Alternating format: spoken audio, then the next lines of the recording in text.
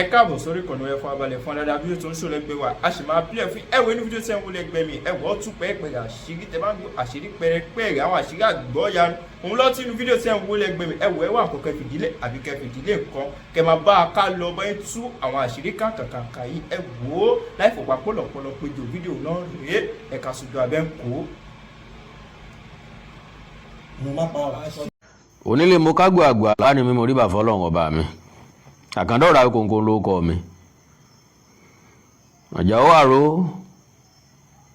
awíkòǹkò asọ̀rọ̀ lójú ọlọ́rọ̀ bọ́rọ̀ bá gbọ́ kí bàbá ńlá bàbá ọlọ́rọ̀ ṣe mo kí nínú ilé mo kí lẹ́ẹ̀dẹ̀ yìí ibikíbi tẹ́ bá ti láǹfààní láti máa gbọ́ mi ìbànújẹ́ ò ní kàn yín wàhálà àti ìdààmú ò ní dé bá gbogbo wa òní lọ́jọ́ ajé Monday ọjọ́ 22 oṣù kẹfà ẹgbàá ọdún ó lé mẹ́rìndínlọ́gbọ̀n lágbára Ọlọ́run ọ̀pọ̀lọpọ̀ ọjọ́ ajé láṣẹ láyé àti láàyè rere nínú àlàáfíà ọrọ̀ tó pọ̀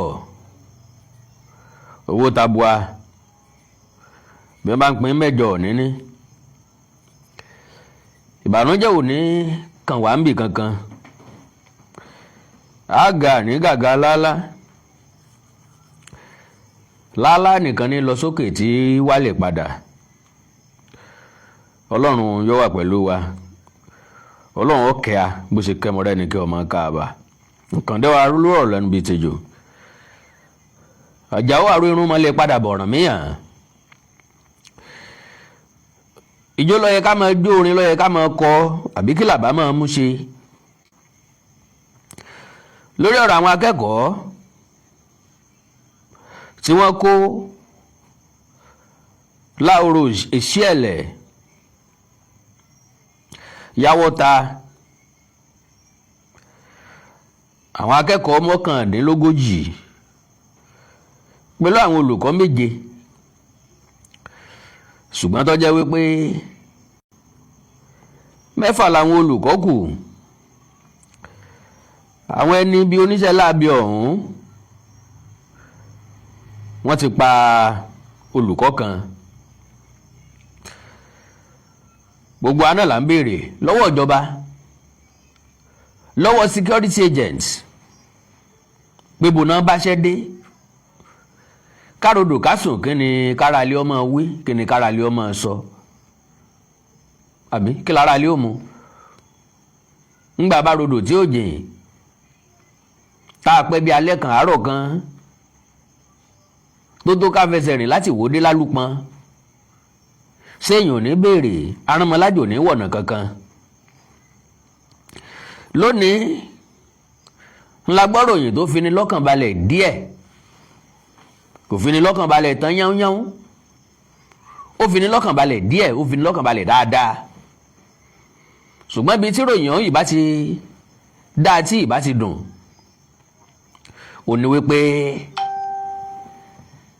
kárí àwọn ọmọ wa kí wọ́n mọ sọ́ngọ̀ wọn jáde kí wọ́n mọ pampa wọn jáde kí wọ́n mọ gbé wọn jáde kí wọ́n mọ gbé wọn nínú ambulance kí wọ́n máa gbé wọn lọ sílé ìwòsàn pé kí wọ́n kọ́kọ́ lọ rèé màsáàjì ara wọn wọ́n kọ́ fún wọn níwẹ̀ tó dáa kí wọ́n bọ́ ara wọn pẹ̀lú ọṣẹ àti kànkàn kí wọ́n jẹ́ kán sinmi kátiẹ̀ tó mọ dámọ̀ràn pé wọ́n rè báwọn ẹbí wọn lé lóòótọ́ lára ní ti míìsì wọn lóòótọ́ lára tiwọn náà ti fà sílé lóòótọ́ lọ́kàn ara ilé ò balẹ̀ ṣùgbọ́n bọ́kàn ara ilé ò bá balẹ̀ a lè fi wé tẹ́ntì ń bẹ lójú ogun kò sí bá ara ilé ó ṣe bínú tó ara ilé ọwọ́ yẹ̀wù yóò sùn bó tútù bá dé ara ilé ó yí sọ bora aṣọ òwò làwọn ọmọ kéékèèké ìfẹ́ yí bora nù gbó aṣọ òwò làwọn olùkọ́ wọn fẹ́ yí bora ṣùgbọ́n ntọ́jú aládùn ara mi tí ó jẹ́ aládùn ara tí náà ò ní pé iléeṣẹ́ ológun ti sé wọn mọ́, wọ́n ti ká wọn mọ́, díẹ̀ kan báyìí ló kù tí wọ́n gba àwọn akẹ́kọ̀ọ́ ìjáde. mọ́mẹ́ǹtì táwọn ajínigbé ti mọ̀ wípé ìkúrú tilẹ̀ tẹ̀yìn ní fàǹfà ẹ̀kọ́ òṣojú mímu mọ́ ibi tí nǹkan bá lọ yìí, àwọn lè mọ́ jàjàyè, wọn ò tiẹ̀ lè jàjàyè ẹni, wọ́n wá ń sáré hasting ransom wọn. gbogbo nǹkan tí wọ́n fi sí tẹ́lẹ̀ wọ́n gé gbogbo ẹ̀ kúò, wọ́n wá dá padà sórí owó nìkan pé kí wọ́n sanwó fáwọn káwọn yọ̀ǹda àwọn tí wọ́n ti kó. ṣé gbàgbé a ti káyà sókè lásìkò tó yẹ ká káyà sókè. ibi tá a wá rìsọ́ọ̀fù ẹ̀ sí òun ni wípé àwọn èèyàn yìí wọn ò ní nǹkan kan tí wọ́n fi àwọn tó kù ṣe, kéròkérò ọmọ gbé wọn wọ̀, wọn ò ní nǹkan kan tí wọ́n fi wọn ṣe ju pé kí wọ́n fi wọn kó gáìdì lọ, kí wọ́n fi wọn gáìdì ara wọn kí nǹkan má bàa ṣe wọn. bóyá àwọn tí ó sá lọ ti ráàyè sá lọ tẹ́lẹ̀tẹ́lẹ̀ kí wọ́n tó gé sí wọn mọ́, kí wọ́n tó gé wọn dé. bọ́lú àmì o ẹni tí ó bá ti rọ́nà bá lọ tẹ́lẹ̀tẹ́lẹ̀, the best thing náà ni pé kí wọ́n jọ̀wọ́ ara wọn fúnjọba, ká máa béèrè fún amnesty fáwọn náà, kí wọ́n ti ẹ̀já kọ́kọ́ gba àwọn ọmọ wa jáde bíjọba bá gọ̀, ká fún wọn ní amnesty. wọ́n bá jẹ́ pé gbogbo ìlú ló dèdèrìn tí gbogbo ìlú ọmọ tọkàn mọ́. God bless you sir, God bless you ma, ẹ káàbọ̀. bẹ́ẹ̀ ṣe wọlé yẹn ibi ò ní bà yín, ìbànújẹ́ ò ní kàn yín. ẹ àárí ń gbé sọnù bí ò ṣe bí ọmọ o, mi ò ní wáyé tì nígbà kọ̀ọ̀kan, ẹ máa lékún sí ni, ẹ lékún lówó, ẹ lékún lọ́lá, ẹ lékún láìkú tí ṣe báàlì ọ̀rọ̀ ẹ ní ṣàìsàn. kéwékéwé ayé ò ní káwọn ọmọ yín, ṣàgbàṣàgbà ò ní ṣàwọn àgbà. láyé àtijọ́ ọmọ kéékèèké wọ́n jí gbé, tìṣẹ̀yìn ló jẹ́ kàyéfì fún wa tó yẹ jẹ́ pé panumọ́ o àtẹwé àtàgbà ni wọ́n ń jí gbé lásìkò yìí. á ti wá ṣe kí láàbọ̀ lọ́n fà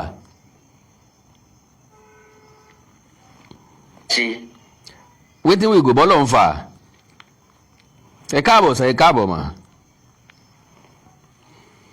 ẹ bá ń pín prógrámù yẹn, ẹ bá ń jó délé kó dóko,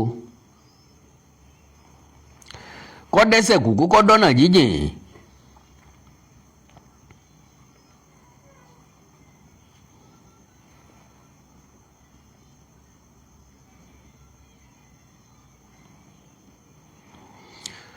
láàrin ìṣẹ́jú kan péré ẹ bá wọn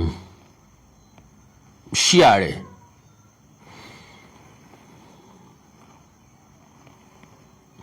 now pápápá ìròyìn tó tẹ̀ á lọ́wọ́ ní kọ̀pẹ́kọ̀pẹ́ ó ní pé iléeṣẹ́ ológun ti gé wọn dé, no escape route. God bless you sir, you are welcome sir, you are welcome ma. kò sí ọ̀nà àbáyọ tí wọ́n lè gbà kọjá, ọgbọ́n ò sì digi bí ọ̀bá sókun. oríire abduction, troops close in on kidnappers hideout. wọ́n ti súnmọ́ bíi tí wọ́n wà gangan, kò sọ́nà àbáyọ láti jáde. ìrètí wà pa ara wọn ọmọ wa gbà padà, ìrètí wà wípé àwọn tó mú wọn ò ní jọ̀wọ́ wọn bẹ́ẹ̀ láyọ̀ àtàlàáfíà, I mean àwọn gangan ò ní ṣe láì gbé nǹkan kaná pẹ̀lú iléeṣẹ́ ológun. so nbi tọ́rọ̀ dé dúró nù, òye yé mi àwọn professionals níbẹ̀ nu iléeṣẹ́ ológun lẹ̀ yìí, gbogbo àwọn security agents tí ń bẹ̀ ń bẹ̀, àwọn professional àwọn expert náà gbọ́dọ̀ rán lọ. àwọn eléyìí wọn mọ̀gbọ́n tá a gbé gbà, nbi tá a gbé kà, bọ́rọ̀ bá kòkè tọkọ ilẹ̀ tó tún níbi tá a tún gbé sí agbede méjì ńkọ́, orí pẹpẹ ńkọ́, orí àjà ńkọ́.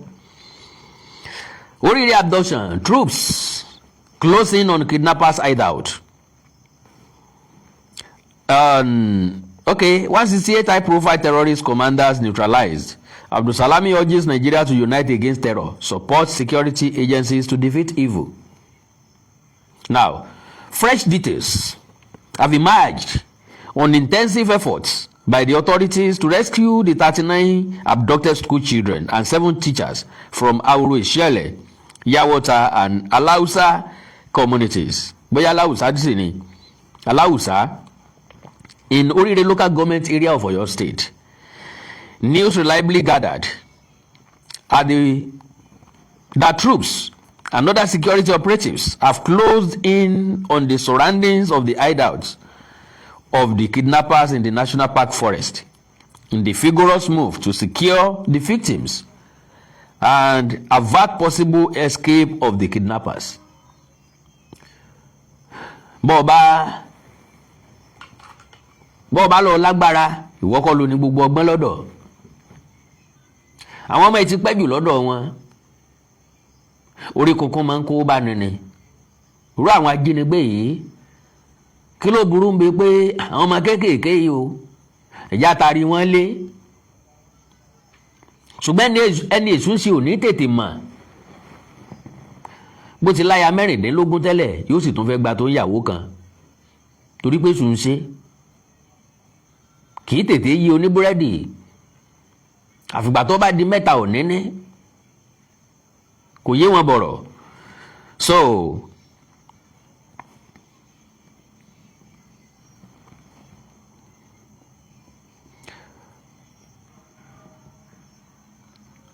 in the vigorous move to secure the victims and avert possible escape of the kidnappers, the school children and their teachers were on June 15 kidnapped when the kidnappers invaded Baptist Nursery and Primary School in Yawota, as well as 2 other schools in Nishiele. As the operative intensified the rescue efforts in the weekend, a former head of state, General Abdulsalami Abubakar, called on Nigeria to fully rally around the security agencies in the battle against terrorism and other violent crimes across the country. Because majority wa ńlá sagbóde gbà fáwọn ajínigbé o. Majority wa ní lọ bá wọn ro oúnjẹ. Mo bá fídíò kan pàdé. Àwọn èèyàn wa náà ni wọ́n lọ ro oúnjẹ fáwọn ajínigbé. Can you imagine that? So,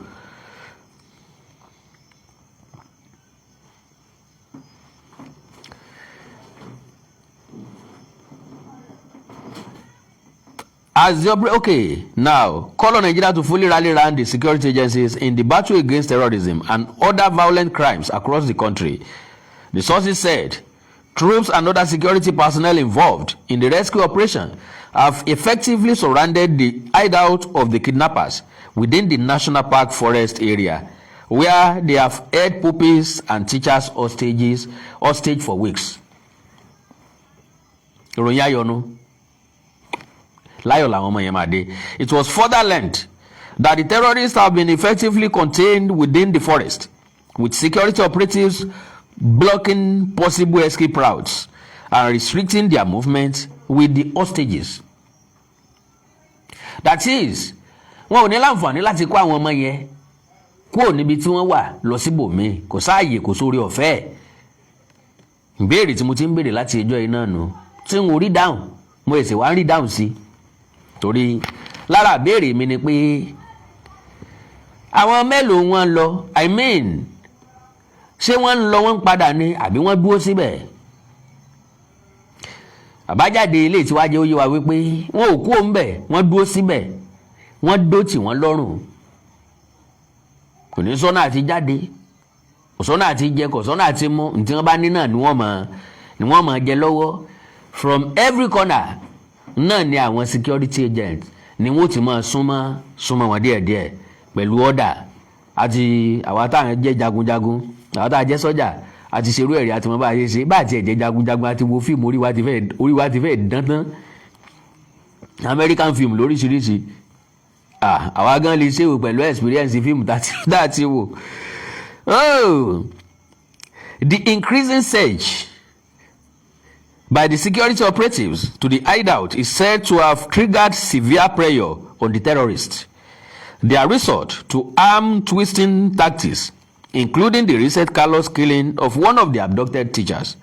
According to the sources, the resort to the brutal kpaying is meant to blackmail the authorities and suspend the aggressive and collaborative operation by security agencies to secure the release of the victims. It will be recalled that the criminals initially listed 4 major demands, including the release of the 10 terrorist commanders, before the victims could regain their freedoms. The names of such commanders sought for their unconditional release include Mahmood Usman. Asáàmọ̀ wípé dandan ni kí wọ́n lórúkọ àwọn tí wọ́n ní kán rìlíìsì. Wọ́n fẹ́ kán rìlíìsì wọn lágodi, kí wọ́n rìlíìsì wọn ní kí lórúkọ ọgbà ẹ̀wọ̀n tó wà lọ́yọ̀ọ́ yìí. Màá rántí orúkọ ẹ̀ jàre, ó pa mi lórí ni. Abolongo, kí wọ́n rìlíìsì wọn lábolongo. Lóòótọ́ gẹ́gẹ́ bí abiyamọ. Àwa náà wà nínú àwọn tó sọ pé kí lọ́nà wọn láti rìlíìsì àwọn tí wọ́n wà lákòlò àwọn tó wà lẹ́gbàá ẹ̀wọ̀n ni wọ́n rìlíìsì wọn torí àwọn ọmọ wa yìí. Yes, we can say that because ọjọ́ orí àwọn ọmọ yìí kéré ju nǹkan tí wọ́n experience lọ. We can say that torí pa lè fa àwọn ọmọ yìí ṣírò ọmọ tiwa náà. Àfẹ́kọ̀ ọmọ tiwa náà wà nírú position bẹ́ẹ̀ ńlọ́jẹ́ ká pèpè bẹ́ẹ̀ fún ìjọba pé kíjọba ó rìlíìsì wọn. Ìjọba dẹ̀ ní òun ò ní tẹ̀sí ibi táwọn terrorists tẹ̀sí bí ìjọba gidi ṣe é ṣe nù. Ṣùgbọ́n bí ìjọba gidi ó bá ṣe bẹ́ẹ̀ ìgbésẹ̀ ni yóò fi àwa lọ́kàn balẹ̀. Ìṣe pé kankan dédé máa fi á lọ́kàn balẹ̀ láì nídìí kan káwa náà dẹ̀ máa tẹ̀ síbẹ̀ káwa náà dẹ̀ máa jẹ́ síbẹ̀ ká dẹ̀ máa gbà síbẹ̀ ká dẹ̀ lọ fọkàn balẹ̀ ká dẹ̀ máa sùn ká dẹ̀ máa hanrun. Kò possible bẹ́ẹ̀. Ọkàn wa gbọ́dọ̀ wà lára àwọn ọmọ yẹn gẹ́gẹ́ bí abiyamọ ntọ́ṣẹlẹ̀ nìyẹn. So include Mahmood Usman, also known as Abu Bara or Abbas Mukhtar, and his deputy Abubakar Abba, alias Isa Adam or Mahmood al-Nigeri. Ìkọ̀ọ̀kan ni wọ́n jẹ́ bí orúkọ mẹ́ta, orúkọ méjì lọ́nà mẹ́ta. Èwo lẹ́ pè wọ́n bẹ̀, èwo lẹ́ sọ pé wọ́n bí wọn pẹ̀lú ẹ̀ gangan bẹ̀. Al-Nigeri, both identified as senior members of Jamaatu Azaru Muslimina fi Biladis Sudan, Ansaru, a breakaway faction of Boko Haram. The suspects are currently in the custody of the Department of State Service, DSS, following their arrest by operatives of the agency in 2025. But as the security forces tighten the nose on the terrorists, they are said to have backed down on some of their earlier demands and are now largely seeking a ransom payment. Ó ti bọ̀ ọ̀rọ̀ ti dàtẹ̀yìn kọ́ gbọ́n agé tí ajá tá a gé létí tán tí ṣẹ̀ṣẹ̀ ń tọ́jú abẹ ìgbà yìí làárọ̀ tarúgbó ń sunkún ẹyin. Ìgbà yìí làárọ̀ ntọ́ yẹ kẹ́ ẹ ṣe níyì ńlẹ̀ wá ń ṣe é tẹ́ báyìí ẹ ti gbowó kékeré ńgbà náà ẹ ti lọ mọ pin ẹ ti pin láàrin ara yín ẹ ti máa fi jẹ mùlátẹ́fẹ́ fi jẹ ẹ ti yọ̀ǹda àwọn ọmọ wa àwọn ò ti gba àwọn ọmọ wa sílé àwọn ò ní lọ́kàn sọ́dọ̀ tí ń mọ́ á ti gbàgbé á ti close chapter bá a ti fẹ́ tọ́jú àwọn ọmọ tí ẹ release ní ìbáwà lọ́kàn wa ṣùgbọ́n nìsín ẹ ti jẹgun kẹ́yìn ẹran o bẹ́ẹ̀ ni ẹ ti gbẹ́bọ yín kọjá oríta o ẹ ti gbé pèsè kọjá ṣọ́ọ̀ṣì ẹ ti gbé sàrá yín kọjá mọ́sálásí. Ẹ̀ǹdí fíìmù yẹn ni mò ń dúró dè à ń follow story scene by scene action by action àti ìwà mọ bóòsì àti ìmọ̀ actor so a fẹ́ kó end by tragedy on our own part tó bá end on tragedy to their own part we don't mind a fẹ́ kó parí pẹ̀lú ẹ̀rín pẹ̀lú ayọ̀ ká fi tijó tayọ̀ tí ń ṣèdè tí ṣẹ̀kẹ̀rẹ̀ fi bá wọn ròde ìbànújẹ́ ká fi pàdé àwọn ọmọ wa láyọ̀ àtàláfíà ntí yóò múnú tí wá dùnnú. So báwọn bá lè bẹ́sẹ̀ ilé yìí lọ yóò dùn mọ́ wá nú, bí wọ́n bá lè rí wọn kó yóò dùn mọ́ wá nú, ṣùgbọ́n bí ìjọba bá rí wọn kó tí wọn ò fẹ́ yín wọn tàgbá yóò tún bà wá nú jẹ́. The news gathered that resources within the affected communities have been able to identify the leader of the kidnap gang. Gẹ́gẹ́ bí ìròyìn tí mò ń gbọ́ o bó bá jòdòdó pé ẹni tó jó lórí wọn ọmọ kọ̀mú ọmọ ìjọba àbílẹ̀ Oríire ni o. Bó bá jẹ́ bẹ́ẹ̀, the news gathered that sources within the affected communities have been able to identify the leader of the kidnap gang as someone who was born in the community in Oríire local government area, who had lived peacefully among residents before becoming indoctrinated by the Ansaru terrorist group. My news was correct. Wàláì. Ìròyìn tí mo gbọ́ nù pé ẹni tó líìdì wọn tó jó lórí wọn ọmọ ìjọba àbílẹ̀ Oríire náà ni. Ẹ mọ̀ bá ti sọ tẹ́lẹ̀tẹ́lẹ̀ bí òṣó lè ti lé títà ilé àǹfààní àti jani ó lè lé ní sílẹ̀ kún fún títà ẹni tí wọ́n bí sí Oríire local government òun náà lọ darapọ̀ máwọn ikọ̀ afẹ̀míṣòfò òun lọ́wọ́ kẹtàjà wọn níjọba àbílẹ̀ Oríire. Can you just imagine that? Okay, incidentally, the affected communities area are at the verge of Nigeria's border corridor leading towards the Niger Republic and the Kanji axis, with established challenging terrain and lack of communication networks. More details also showed that intelligence reports previously uncovered plans by terrorists to attack schools in the area, necessitating some proactive moves, including the shutting of some schools by the authorities temporarily. Wọ́n tilẹ̀kùn àwọn iléèwé kan ẹ̀kú gbálé. God bless you sir, God bless you ma, lórí Facebook mi ní wáyìntì, lórí YouTube mi ní wáyìntì, lágbára Ọlọ́run. So wọ́n tilẹ̀kùn àwọn iléèwé nítorí ìjínigbé. Prevention is always better than cure. Kò dìgbà tán bá tún ẹ̀sẹ̀ kó wọn ká tó mọ̀ pé a dẹ̀ fúra o, ara dẹ̀ fún wa o, wọ́n dẹ̀ sọ fún wa o, ẹnìkan dẹ̀ wí bẹ́ẹ̀ o. Ńgbà tán bá ti káwọn ọmọ ọlọ́mọ lọ tó dọ́nà tó wá dọ̀nà méjì táàrí ìhà kan fòrí wọ́ mọ́. So the sources equally said the sustained military offensives against terror groups across the country have forced many insurgents to abandon their traditional strongholds and launch attacks on vulnerable civilian targets, including remote communities such as those in Oríire local government area. For months now, security agencies have been reported to have recorded significant successes against members of Ansaru, Boko Haram, and the Islamic State West African Province ISWAP, headed by intelligence provided by DSS. Ẹ bá iṣẹ́ yín láti pé àyìn kí ló dé tí security agents ó ṣiṣẹ́ wọn láti pé tí wọ́n iṣẹ́ wọn láti yanjú tá a wá nílé gbóṣùbà kárí láì fún wọn torí kò iṣẹ́ ní mórí iṣẹ́ yá ṣùgbọ́n lè yóò tí ìyọrí kò iṣẹ́ tí dúpẹ́ lọ́wọ́ aláṣekù àṣetán ló lóríyìn oríyìn yín ọ̀pọ̀ kódà bíjọba ò bá fún yín ní ráǹkì á bá jọba jà ẹ bá ti gba àwọn ọmọ yẹn complete tẹ̀sí gba àwọn tíṣà wọn complete àrà tó bá wù yín kẹ́ ẹ fi àwọn tó jí wọn gbé dá tó bá wù yín ẹ lè fi wọ́n lẹ̀ pé kán máa sá lọ pé ẹ kàn fa àwọn ọmọ yẹn lẹ̀ o ẹ máa sá lọ o àti ní ta fẹ́ gbà o tó bá wù yín ẹ lè arrest wọn bó bá wù yín ẹ lè kán wọn lápá bó wù yín ẹ lè kán wọn lẹ́sẹ̀ bó wù yín ẹ lè yọ̀ǹda wọn kán máa lọ ẹ ṣáàjà ara wọn ọmọ yẹn.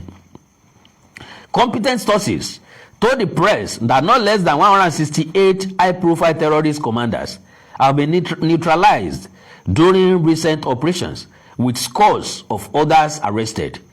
Besides, many insurgents have reportedly fled into neighboring countries in search of refuge. bá a bá lè lé wọn tán Nàìjíríà yóò dá bẹ́ẹ̀ fífún wọn ní ransom ló jẹ́ kí wọ́n tún máa pọ̀ sí àwa ti lọ gba tiwa ń bẹ̀ yẹn o ẹ̀yin náà jẹ́ lọ wá bí gba tọ̀dọ̀ tí náà ló jẹ́ kí wọ́n máa pọ̀. A senior security officer who pleaded to remain anonymous was confident that the war against terrorism will ultimately be won. Amiu. He said, and I quote, "The war against terrorism will be won. We will not relenting in the ongoing offensive until these criminals are either eliminated or forced out of the country." President Bola Ahmed Tinubu recently issued a strong warning to them. The signs of victory are already becoming evident. Ọ̀rọ̀ tí ọ́fíìsà yẹn sọ nìyẹn. In the meantime, former head of state General Abubakar Abdulsalami in a statement issued to mark his 84th birthday. Abdulsalami Abubakar náà ti pé 84. Time flies. Gbogbo wa náà la dàgbà o. Kó lọ jẹ́ gbogbo ẹni tó ti dàgbà ó dògbó. I congratulate Abdulsalami Abubakar. On what side? Gbóró orí ọ̀fẹ́ àtàánú gbà. Inú bí wa sí lórí oríṣiríṣi ọ̀rọ̀ pàápàá jùlọ ọ̀rọ̀ Masudi Kásìmọ̀ wọ Ọláwálé Abíọ́lá but ohun gbogbo ó ń bẹ lọ́wọ́ Ọlọ́run. Now, Abdulsalami described the recent death of retired General Abubakar Rabi and other victims of insecurity as a sobering reminder of the challenges confronting the country. General Abdulsalami, who reflected on his sojourn in the military, which included service during the Nigeria Civil War and peacekeeping missions abroad, acknowledged that many countries are grappling with economic and security challenges, but urged Nigerians to rally together to preserve peace and national unity. He commended the Nigeria Armed Forces and security agencies for their resilience in combating terrorism, emphasizing, however, that the battle must not be left to security personnel alone. Ìmí àtẹ̀yìn nípa pàtàkì láti kó bàbá fẹ́ rẹ́yìn ìjínigbé tí ń bẹ lórílẹ̀‐èdè Nàìjíríà. Ká má fi dá wọn sọ́jà nìkan, ká má fi dá wọn DSS nìkan, ká má fi dá wọn ọlọ́pàá nìkan. Play your role, let me play my roles. So ìgbà yẹn la tó máa ṣẹ́gun ẹ̀ tán pátápátá.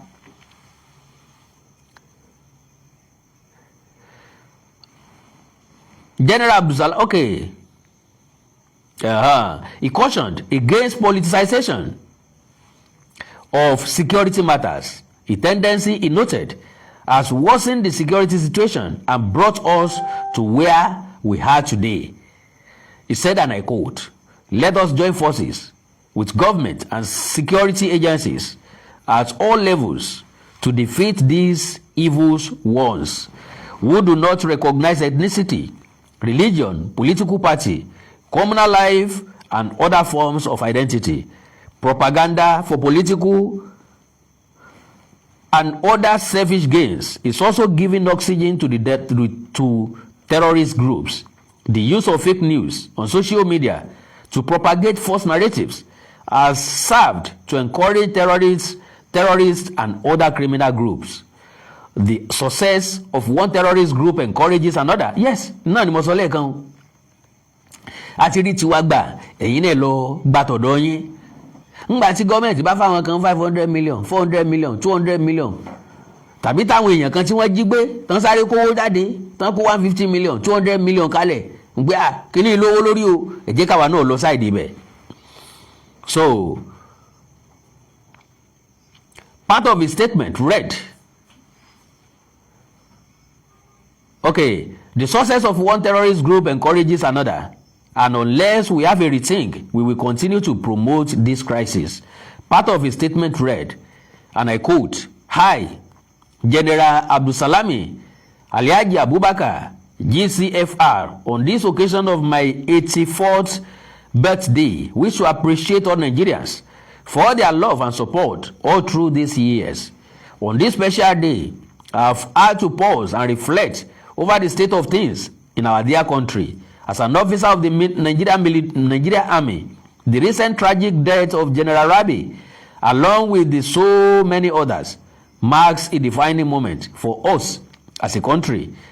This is very significant to me. having served in the armed forces of Nigeria, fought in Nigeria's civil war, and led Nigerian troops in peacekeeping operations in other countries. I acknowledge that many nations of the world are passing through a series of economic and security challenges, and Nigeria is no exception.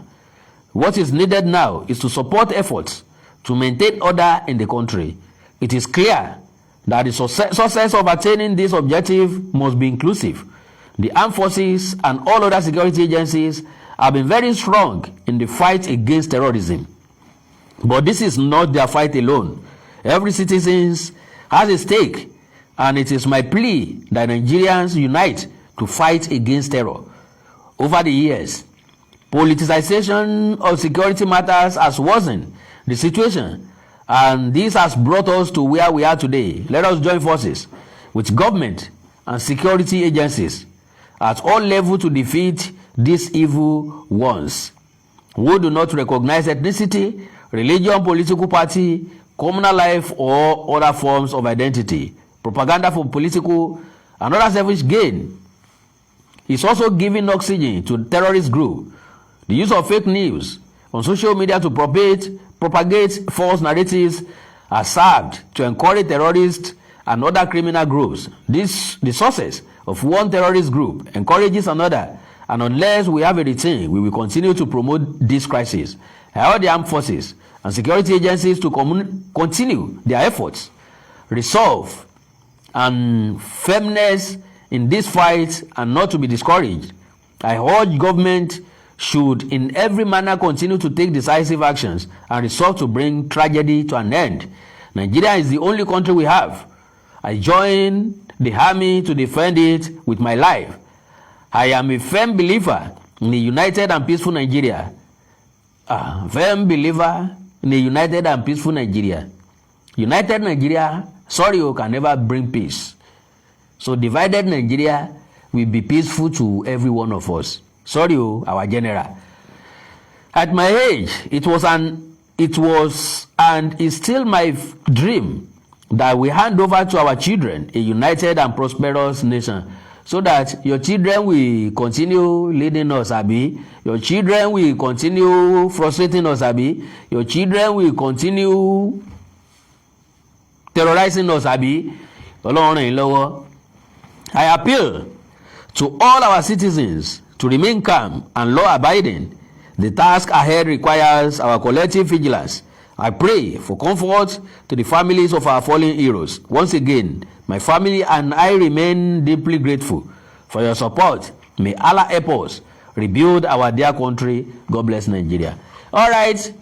May Allah bless us. May God bless us. May Olodumare bless us. Not to rebuild this country, but to divide this country once and for all, so that we will all have rest of mind.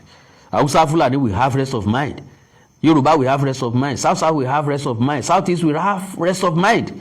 Everybody will be at rest. To the best of my own knowledge and understanding, we'll be following the situation of Nigeria as far back as when we were all born. Nigeria go better. Igo better la ń sọ igo better. Igo better ọdún kelu lógójì nígbà tí Saheed Òṣùpá kọrin yẹn nu o. Igo better ọdún kelu lọ́gọ́ta. Igo better sọ́dọ̀gọ́rùn-ún ọdún ni igo better ọdún wo ló máa jẹ́ na Nàìjíríà. Igo better la ń sọ igo better ọdún kelu lọ́gọ́ta.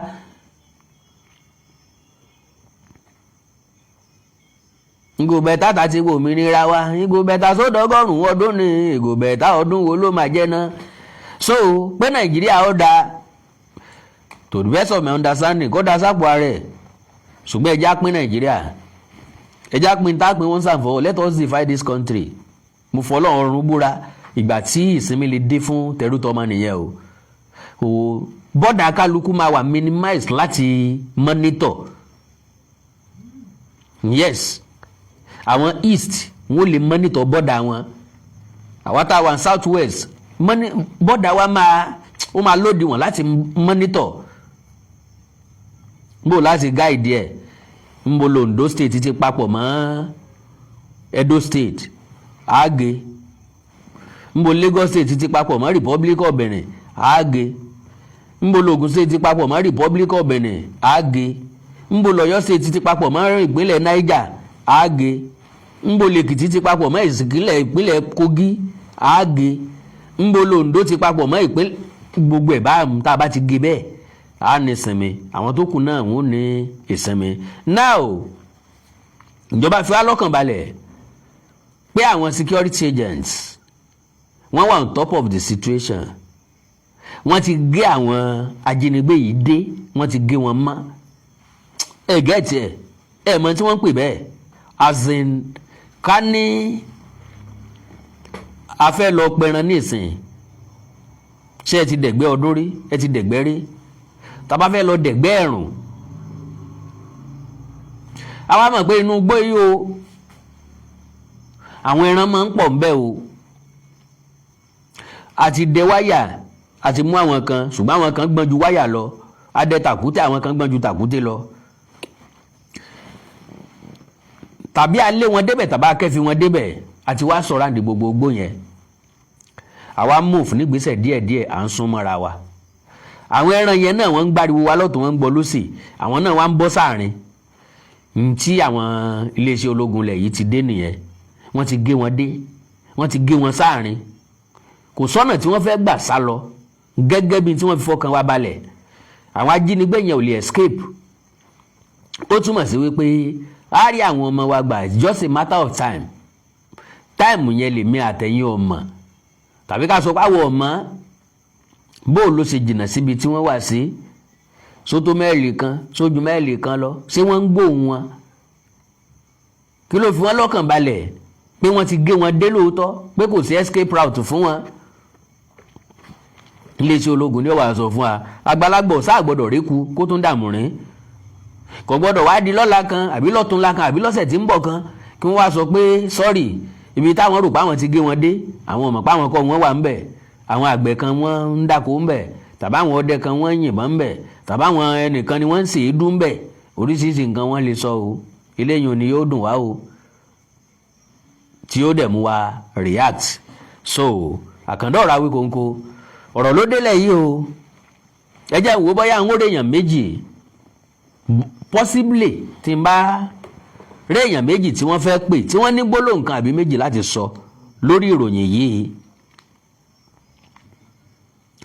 tàbí àwọn tí wọ́n tún fẹ́ enlight wa sí lórí ẹ̀, tàbí àwọn tán tún fẹ́ fún wa lé experience lórí ẹ̀, possibly +234 915 147 9599 +234 915 147 9599 àti +234 904 851 9362 +234 904 851 9362. Nọ́mbà tẹ́lẹ̀ sáré pè sínú ńgbà tí gba méjì tàbí mẹ́ta, tó bá tètè wọlé ni o, bí ó bá tètè wọlé wọ́n máa lọ lé wa pẹ̀lú ògo Ọlọ́run. So ọ̀rọ̀ rẹ̀ o gbogbo mùtúmù wa. Ṣé mo fo Kwara ni? Ok, ibi tí Kwara State tó ti tán mọ́, tó ti close mọ́ Niger State, a block ẹ̀, bọ́dà wa ó máa make sense gan. So kì í ṣe pé ọmọ Yíbò nílé wálẹ̀ Yorùbá rọ́ o, wọ́n wà o. A lè jẹ́ kó jẹ́ visa free, a lè jẹ́ kó jẹ́ pé wọ́n gba visa ni o. Bó bá jẹ́ mi mo jẹ́ president lásìkò gbà náà, wọ́n gba visa kan tó wọlé ni o. Àwọn Haúsá náà wọ́n gba visa kan tó wọlé ni o. Wọ́n sì fún ọ lófin mọ́ bá ti ń wọlé, mọ́ bá sì ti ń wọlé láàmú ọmọ yé wọn. Nigeria is not just organized, we are not organized at all. Nigeria fail wa gan. Nigeria fail wa, àwọn leaders wa fail wa gan.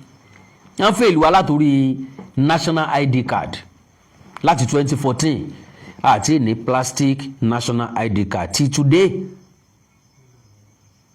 Cellophane one là ń gbé káàkiri, eléyìí tán laminate yẹn là ń gbé káàkiri láti 2014. 12 years ago Nigeria ò lè dá organize national ID card. Wọ́n insulting.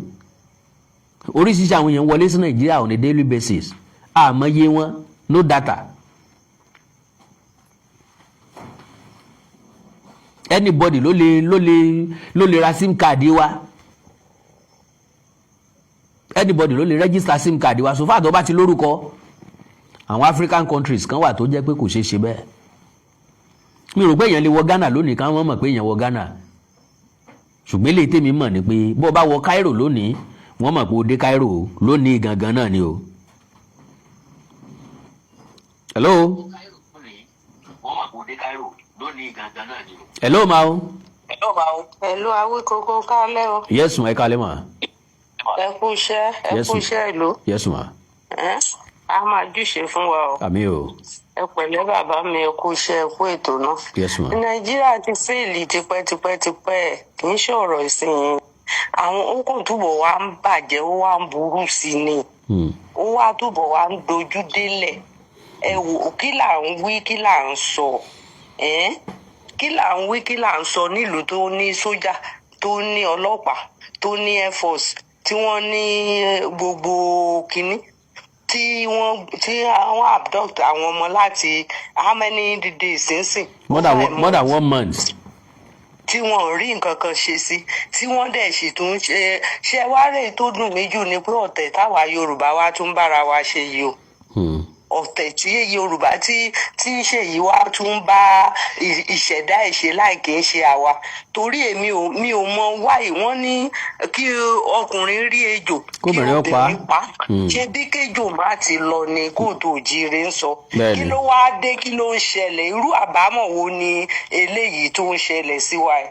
Àwa diaspora àti sunkúnsunkún àti gbogbo sọ̀rọ̀sọ̀rọ̀ àti ṣe gbogbo ẹ̀ kò ní ìtumọ̀ torí wọ́n ti bá èṣù múlẹ̀. Èṣù tiwa kọ́ o, kì í ṣe èṣù tiwa. Kì í ṣe láàlú wa o, kì í ṣe láàlú ògo, láàlú ògiri ògo. Kì í ṣe ògiri ògo tiwa o. Àwọn sátánì tiwọn ni wọ́n ti bá múlẹ̀. Ní pé òun ló máa àfi káwọn rẹ́yìn ara wọn láì kì í ṣe tiwa. Bíkọ́ gbogbo ẹ̀ ń sọ̀rọ̀ pé ìlú ò ṣe kinní kan, wọn ò ní díìsì, wọn ò ní dàtì. Ṣé ní àwọn diaspora tẹ́ ń gbọ́ kẹ́ ẹ má tiẹ̀ lọ, ṣé ẹ rí ibi tí wọ́n ti ń mú báńdíìtì tí wọ́n tún ń lọ rehabilitate tí wọ́n ń dá padà sínú ìlú? N ò rírú ẹ̀ rí o mọ́ mi. Ṣé ẹ rí ni? N ò rírú ẹ̀ rí máa o. Mọyì ọdún tó ń fi tí ìlú tí mo wà yìí tó ń fi lébi ńlá ní àfìgbà tó ń mú pa. Kí lẹ̀ ń sọ yìí? Kí lẹ̀ ń sọ yìí? Mọyì time tó ti commit atrocity kí ìbámọ̀ tó wá mú pa. Kí là ń wí ti wá àwa ẹ̀wò general ejò ṣanpa nínú gbóngbà tó ń mú. A ti níṣòro bàbá mi individually ní kálukú máa du orí ẹ̀ báyìí jà forí ẹni. Kì í ṣe jà fojú mọ́ o. Tó bá jà fojú kò ṣúra ìṣòfò lásán ẹni tó lágbára tó lóun fẹ́ ẹ wo nǹkan tó ẹ wo bọ́n ṣe yí ìrìn àjò májàsọ láǹsì. Bẹ́ẹ̀ni. Ó di nǹkan gbé tó ṣe lẹ́yìn ìgbà tí wọ́n kó àwọn pípò tá à ń sọ àwọn ọmọ ọlọ́mọ àti àwọn tíṣà ẹ̀ ó di nǹkan méjì tó làmìlaka tó ti rescue àwọn méjì ṣùgbọ́n ṣé wọ́n jẹ́ kán announce ẹ̀ ṣé bí inú mi dùn fún TVC bí wọ́n ṣe bójú Mákindé jẹ́ o wọ́n ṣan mọ́lẹ̀ wọ́n kàn fọ́jú mórí wèrè kó lọ wábi wọ̀ torí pé ó gba ìbọ̀dè òun ló kó àwọn ọmọ yẹn òun ló kó wọn òun ló kó gbogbo wọn ló kó wọn pamọ́ wọ́n wà nínú igbó kan wọ́n ráǹdì wọn irọ́ ni wọ́n pa lẹ́yìn ní last time tí woman àti principal yẹn sọ̀rọ̀ tẹ́ bá wo container tiẹ̀ tẹ́ bá wo dressing yẹn ṣé kò wẹ̀ ṣé kò fọ ẹyin bẹ́ẹ̀ni láti kò ní fọ ẹnu láàrin ọ̀sẹ̀ kan tí gbogbo ẹnu ẹ̀ ò ti lip àti pẹ́dà mi. bẹ́ẹ̀ni wa. so tẹ́ bá ṣì ń tanra we in diaspora we knew quite fine pé wọ́n sínú igbó kankan ò Mákindé tọ́jú wọn pamọ́ síbì kan ni. ṣé bẹ́ẹ̀ rí ibi tí Ìgbòho tó ti lọ ní wọ́n rìn bíi 30 kìlómítà kan tó wọnú igbó yẹn àwọn ibi tí ọ̀dọ̀ àwọn pípù báwọn yẹn ni máa yìí máa lọ tọ́jú wọn sí. mò ń sọ wà tó bá fẹ́ kú kó parẹ́ kó fi àwọn ọmọ ọlọ́mọ sílẹ̀. all right ma, God bless you ma. Nàìjíríà ò lè dá kò lè ba kò ń ṣèpè àti gbàdúrà títí tí ká dẹ̀ máa gbé wọn ṣépè. àdúrà ò gbà wọn jàre, àdúrà ò gbà jàre. olódò dẹ̀gbọ́n jẹ́ kó ṣe lẹ́ẹ̀kejì otherwise Yorùbá wọ́n á sun ẹ̀jẹ̀ wọn ní rí i.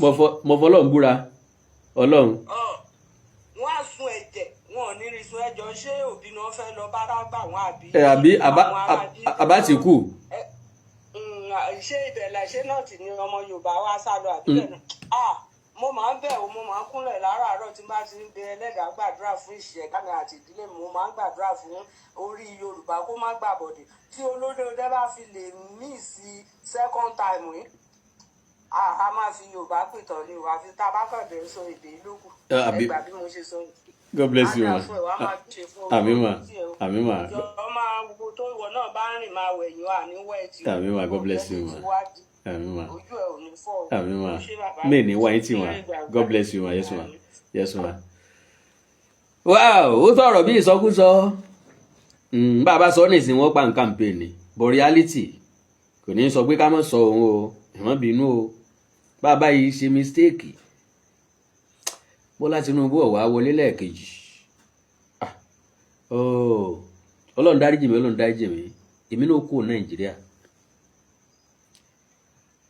wọ́n máa tako Yorùbá bíi dojúmọ́ ni o máa ṣépè fáwọn èèyàn bíi dojúmọ́ ni o wàláì kódà kó jẹ́ Kútọ́nù ń bẹ lásán ni wọ́n dúró sí wọ́n kọ́kọ́ kó Nàìjíríà náà fún dídí ọdún mẹ́rin tẹ́ ẹ bá dìbò tẹ́ ẹ bá fọ̀tẹ̀ dìbò fún tẹ́ ẹ fọ̀tẹ̀ gbé síbẹ̀ tí ó lò lórí àlééfà wọ́n kọ́kọ́ kó Nàìjíríà náà wọ́n máa fojoojúmọ́ sọ̀kò kò jù bẹ́ẹ̀ lọ o mi sọ pé kíkálukú ó dìbò fẹ́ni tó bá wù ó mi sọ bẹ́ẹ̀ o ṣùgbọ́n tí Yorùbá bá fọ̀tẹ̀ ṣe dálẹ̀ ojú ọjà akadọ́ra gbòǹkà àjàwó àrà gbòǹkà sọ lójú ọlọ́rọ̀ bọ́lọ́rọ̀ bá gbọ́ kí baba ńlá baba ọlọ́rọ̀ ó ṣe èyí náà tó wọ́n máa lọ o èyí náà tó wọ́n máa lọ èyí náà tó wọ́n máa lọ o èyí náà tó wọ́n máa lọ ìbò ní sùúwà dédìí eégún èyí náà tó wọ́n máa lọ ìbò ní sùúwà dédìí eégún èyí náà tó wọ́n máa ó tó bàbá bó tó nílò àṣìṣinmi àìtó nílò àjẹgọ̀ǹgọ̀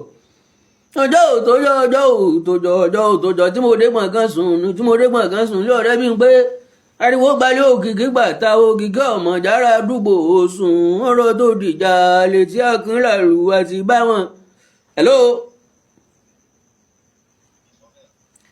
gbèrè ọdẹ bẹ́ẹ̀ gbèrè ọdẹ ẹlẹ́gbẹ́ ọdẹ orin tẹ́lù kú bá dá lọ́mọ rẹ̀ gbé. hello Mr. Ṣẹ́gun Bàtólà. orí ètò ni mo wà mo sì ń gbọ́ yín ní gbèjègbèjọ àbí lẹ́yìn ètò lẹ́tí fẹ́ bá mi sọ̀rọ̀. èmi gan wo ẹ bá ìkòkò mò ń wá wí kòkò bó ṣe ń dàgbà sí ló ń kéré lójú ó ń dàgbà sí ojú ẹ̀ ń kéré bí you look like 16 ọlọ́mọ aṣáájú àjídèwé pọ̀. wọ́n sọ bẹ́ẹ̀ àwọn èèyàn sọ bẹ́ẹ̀. wàhálà ìwà àti last born mi the same ojú lẹ́jọ́ ní ọ̀dà 25. wà á tí ì bá ṣe irùngbọ̀n mi tó funfun. Mbá sì mọ claim Ọlọ́run bó ṣe rí ni natural ni. oògùn ọbọ ló jẹ́ kí irun gbọ̀n fún. irọ́ ni tí n bá lóògùn paracetamol ni tàbí fẹ́ńsìkì èmi. oògùn ọbọ ló jẹ́ kí irun gbọ̀n fún. kò sí túpẹ̀. wọ́n ní níbi tí mo ti wá. Ìjẹ̀ṣà ni mèremère sọmọ àlè ọmọ Yorùbá pọ́nbélé ni mí. Ìjẹ̀ṣà à ń yan ìbẹ̀rù òbò kan dolẹ́gbẹ̀ẹ́ àkàtà òbò olóko forí sọ lẹ́yìn. bẹ́ẹ̀ ni o ọ̀gángan ọ̀nà lálákè sọ o. bẹ́ẹ̀ ibi tá a bá dé ń sìn tí Tinubu wà wọlé lẹ́lẹ́kejì in fact bí ìgbà tí àwa kọ́ la máa jẹ ìyà ló máa jẹ wá. yóò pé tí wọ́n pa àlà fẹ́ jẹ tán bá gbé fún wa pé ẹ jẹ. èèyàn lè sọ pé òun ò jẹ. ṣùgbọ́n tí ìyà fún rẹ̀. ó ti wà ready made o wọ́n ti po kalẹ̀ o. barbecue ìyà ó ti ní barbecue ìyà tó sùn lórí iná tó ti náà iyọ̀ tí wọ́n ti máa ta sí. Ọlọ́run o. so nísìnyí gbogbo nǹkan ti dàrú bí ẹsẹ̀ télọ̀.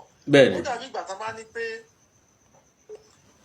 a sọ̀rọ̀ lábẹ́ aṣọ àwa gan lọ́dọ̀ wa ní ibi tèmi gan ti wá àwọn mistake kan ti ṣẹlẹ̀ lọ́dọ̀ wa bẹ́ẹ̀ yẹn kì í ṣe nǹkan tí mo lè máa sọ síta. ok baba. torí wọ́n ní èèyàn ò kì í ta ara ilé ẹ̀ lọ́pọ̀. a sọ̀rọ̀ lẹ́yìn tó ṣùgbọ́n lọ́wọ́ níbi tá a dé dúró ń sìn Awíkonko tí bá tẹ̀ máa bí ìlọ́wọ́ wò gangan pé kí ni ìgbésẹ̀ tí wọ́n rò pa lè gbé sí tí nǹkan lè bẹ̀rẹ̀ sí dùn. ṣé ní Nàìjíríà kò sí gbèsè kankan. ok wọn náà agbègbè gbogbo nǹkan ti dàrú. kò sí gbèsè kankan rárá kò síbi tẹ́lẹ̀ tí fẹ́ bẹ̀rẹ̀ sí tó sórí àtúwá ṣe mistake sórí Ṣèyí Mákindé yẹn àwọn kan wà sí pé ojú Ṣèyí Mákindé lẹ̀ ń wò sọ̀rọ̀ inú ẹ̀ ó gba Ṣàngó ó gba Aláàlú. Ṣèyí lè in fact èèyàn líle ní. bó ṣe wà yẹn kò mo rí nírí pé kò kíà láti jẹ́ kẹ́mi èèyàn bọ́ pé kó lè fẹ́ nǹkan tó fẹ́. tó ọ̀gbẹ́ tí yàrá jẹ kó tó gbọ́n ó yàtọ̀ sẹ́ni tó kàn bọ́ gbọ́n lọ́jọ́ kó tán ti ń kọ láti ilẹ̀ kò ní mọ iye ọgbọ́n. bẹ́ẹ̀ni. so kọ́lọ́run ọba tó lọ dé ní kó jọ ọ́ a bá ń bẹ Ọlọ́run a kàn ń agẹ́ẹ̀tì ẹ̀ rọ́ǹgì láti máa sọ pé à ń gbàdúrà. Ọlọ́run gbogbo ń tá a nílò pápátá lọ́lọ́run pèsè fún wa. bí ọwọ́ ọ̀tún bá wà ọwọ́ òsì wà ó ti wà ní àkọọ́lẹ̀ pé ẹgbẹ́ kìíní ìsọwọ́ ọ̀tún o ẹgbẹ́ lè sọwọ́ òsì. bẹ́ẹ̀ni. àwa gbé sọwọ́ ọ̀tún tá a bẹ̀rẹ̀ sí gbà àwọn ọlọ́jọ́ bá mi dá padà sọwọ́ òsì ẹ̀bí ta ni. kò yé mi. o fẹ́ wọlé o sọ kọ́kọ́rọ́ lẹ́nu o dójú ọ̀nà o rí kí o wá ń gbàdúrà pé wàá máa gbàdúrà wàá máa gbàwẹ̀ lẹ̀kùn yín máa ṣí. Sicilia ni. ta ni dìdìrìn. Sicilia ni. so níbi tọ́rọ̀ dé dúró sí èmi o tó o bá dira ó yẹ kí n wà Naija ní bíi 2 weeks ago mo cancel ẹ̀. wow. pé mo ń láti jẹ gbé kí n jẹ kára àwọn ẹ̀ mọ́. kí n ṣe bíi tawí koko kí n dúró tán torí ẹni tí ò bá dúró tán kò gbúdọ̀ máa ṣe bíi eléyìí. ojú tèmi wò yìí sojú ẹ ojú yóò rọ̀ mọ́ ojú ti dojú Ṣàngó ó ti jọ ojú Aláàfin ṣé mo ojú ni Awíkọ́nkọ́ àtàláàfin ní. bẹ́ẹ̀ni bẹ́ẹ̀ni. ojú yẹn bẹ́ẹ̀ bá fẹ́ láti sìgá kò ní ìdìbò ń sáná sí wọn tó bá ti fi sìgá sí báyìí. kó fi náà ràn bàbá. God bless you sir. Awíkọ́nkọ́ àá sọ̀rọ̀ lẹ́yìn ètò. kò sí wàhálà bàbá kò sí wàhálà. all right bàbá. hello. hello. hello.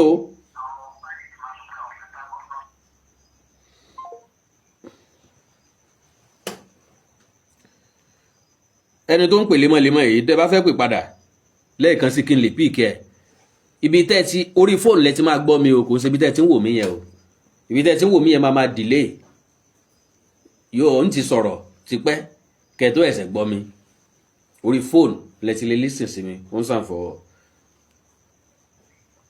hello sir. hello. yes sir. Awíkọ́nkọ́ ni mo fẹ́ bá sọ̀rọ̀. orí ètò ni mo wà yìí sá o.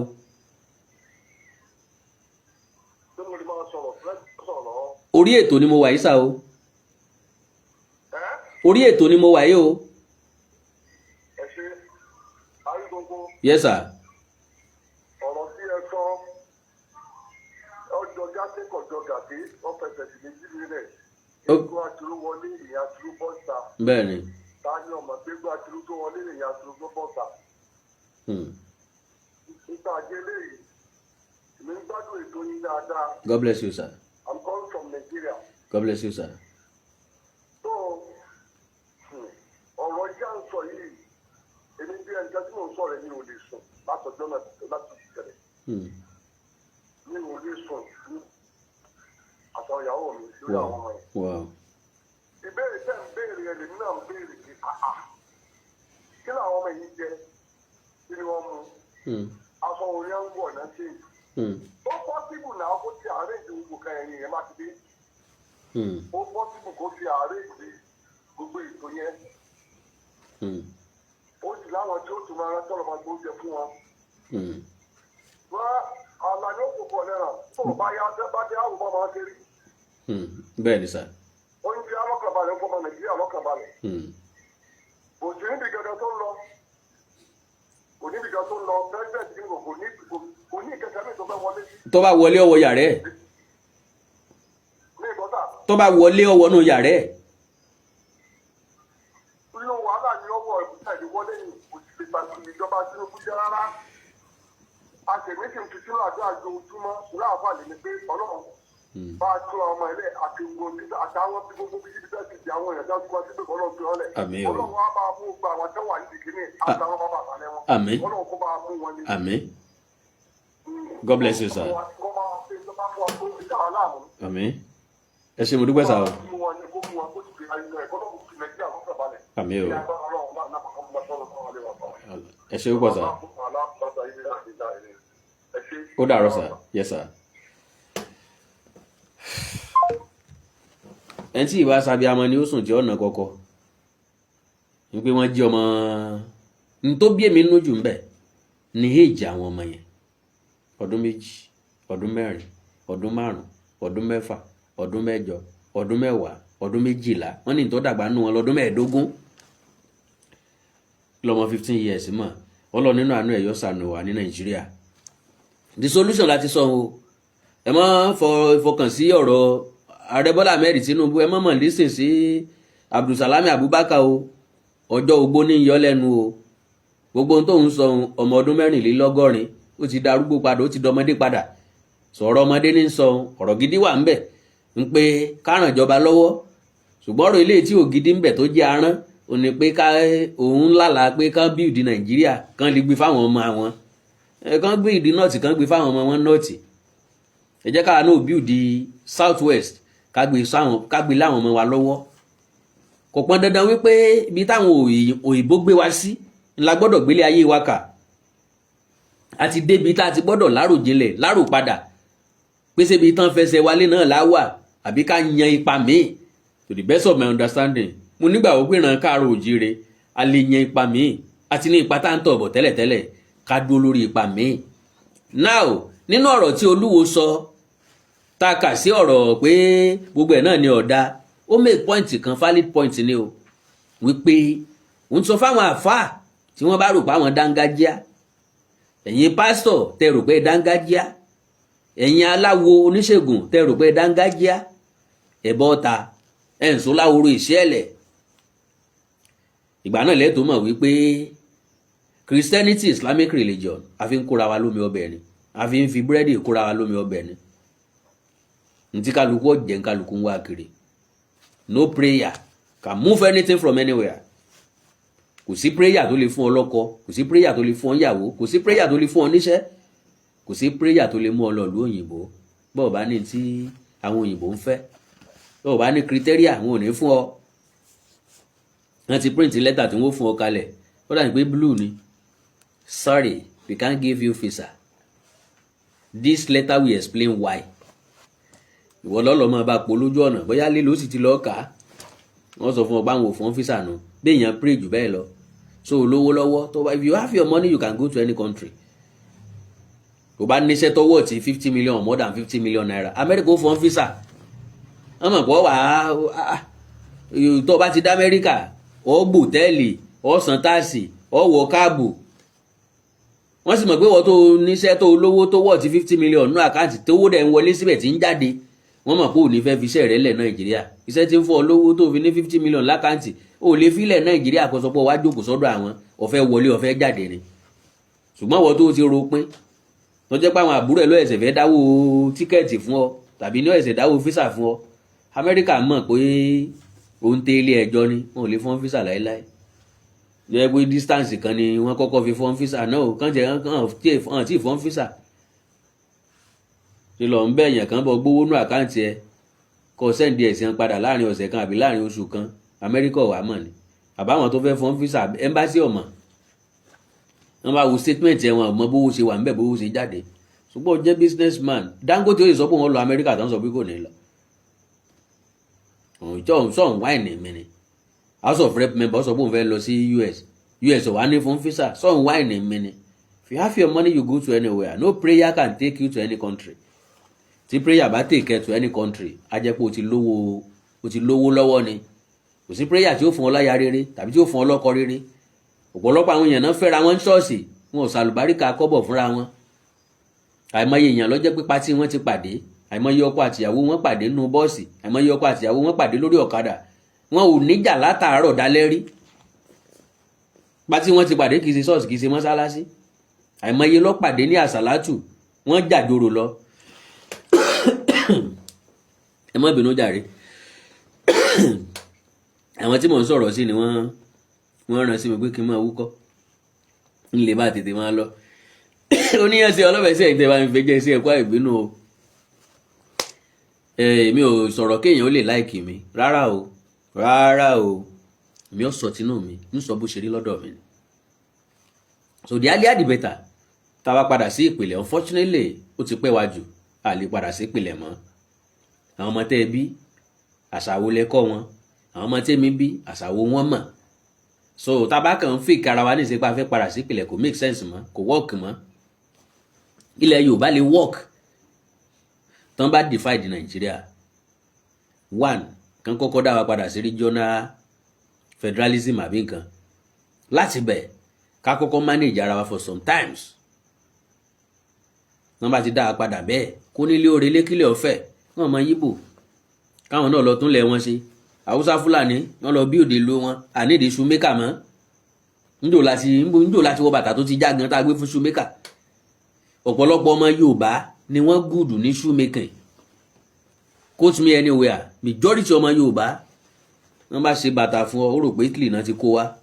So àníìdí shoemaker àti Haúsá mọ́. Kọ́bla gbẹ̀rin jẹ́ bẹ́ẹ̀ nídìí kọ́bla mọ́ àwọn shoemaker gidi obìnrin lásán wọ́n ń ṣe bàtà débi pé ọmọ tán bá kó nu pálí fún ọ ò ní jiyàn pé kì í ṣe Italy ló ti wá.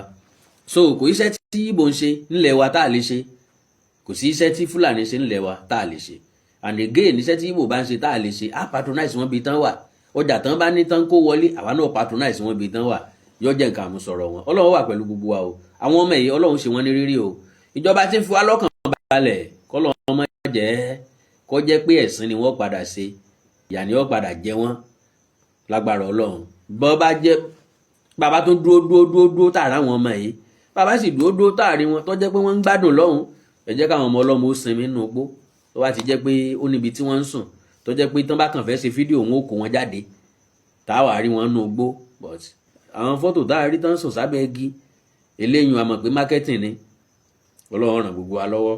Marketing ni advert session nu ẹ̀jẹ̀ snap wọn máa ń sùn sílẹ̀ yẹn nọ́mbà ti rí wọn mọ̀ pé ìta gbangba wọn sùn tó wà dálé ẹja káwọn ọmọ ọlọ́mọ wọlé torí òjò. Ọlọ́run mú gbogbo wọn. Ẹ like ẹ follow page mi lórí Facebook Awikonko television, ẹ subscribe sí YouTube channel mi Awikonko TV. Ẹni nǹkan pàtàkì tẹ́ fẹ́ kájọ sọ ẹ já sọ lórí WhatsApp +2349048519362 +2349048519362. Ìdí àti àṣà ilẹ̀ káàrọ̀ òjìrì bí òní wọ́ mi o. Orílẹ̀-èdè ilẹ̀ káàrọ̀ òjìrì òní dàrú, ìlú ẹnì kọ̀ọ̀kan wa yóò tòrò mẹ́nimẹ́ni. I love you all. Àjò àṣẹ o. Ó dàárọ̀, òrùn ayọ̀ lásùn, àní tójú òrùn lójú kú o. Bye bye. Ó dàbọ̀. Ńlẹ̀ ti yá.